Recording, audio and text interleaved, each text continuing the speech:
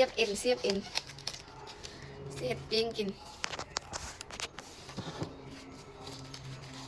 อยากกินปิ้งเอ็นพันกับผักนะไม่นี่กะกินปิ้งกินย่างแล้วก็ทอนไว้ยุ่งกันหมักไว้แล้วหมักไว้เป็นสมุนแล้วตำขิงค่ะโมเมนขิงกับมือสิเคยหรือสิ่งค่ะลืมใส่กระเทียมเนี่ยแล้วก็หักหอมตัดเป็นตอนน้อยๆตีมาปิ้งใส่อันหม้อทอดไร้น้ำมันนะปิ้งแล้วนี่ความสีหอมเบอร์วาเลยมีทานเนาะปิ้งมีทานแห้งหอมเลยแต่ว่าเขาบ่มีทานไม่จากอีพอหรือบ่พอหูไม่นี่ก็ได้ซึ่งเป็นว่าเอ็นแถวเห็ดไข่ไปซื้อแล้วมาเดี๋ยวปิ้งละพันปิ้งละพันกีบต้องใส่เอ็นเด้สลับซับซ้อนกัน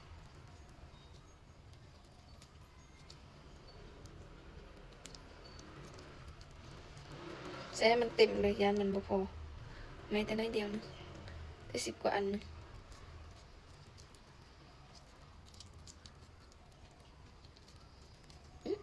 ประมาณนี้คันน่ากินอยู่เด้คิดมาจะโดนแล้วว่าซื้อเอ็นมาเฮ็ดอันไม่ยังอ่ะพิงเอ็น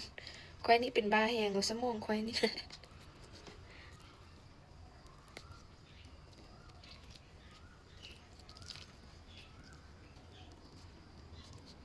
คือน่าสิซื้อมาเฮ็ดอันง้อมเข่งไป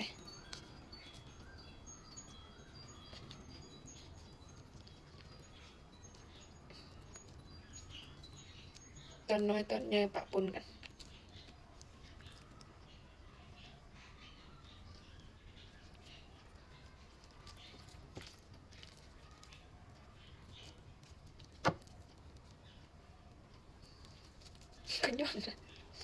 ก็ย้อนกันเห็ดอันเสียบนี่มาทันกินเพิ่นแล้ว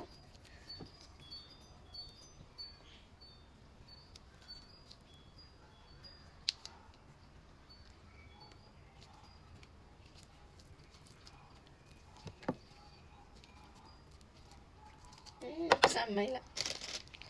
3 ไม้แล้ว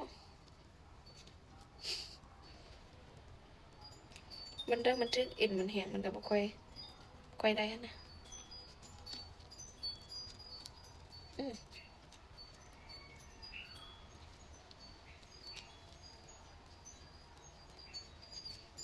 ชอบกินแต่แนวยาก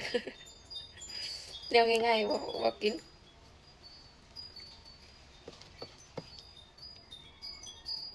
อยู่นี่แต่มีกระดิ่งกิ้งบ่เงาเด้มันนักนั้น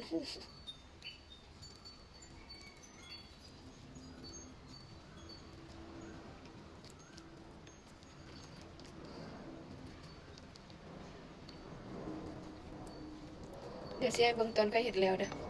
จะมาให้เบิ่งแล้วค่อยก็อันเสียบได้12ไม้สิไปปิ้งแซ่บๆมีค่อยเฮ็ดใหญ่เด้นี่เต็มไม้นี่เด้คือเราเฮ็ดกินเองนี่เนาะเราบ่ได้เฮ็ดค่ายคันเฮ็ดค่ายแล้วก็เฮ็ดพอประมาณ โอเคเดี๋ยวไปปิ้งแซ่บๆมาให้เบิ่งเด้อฝากกดไลค์ให้เด้อกดติดตามให้เด้ขอบใจ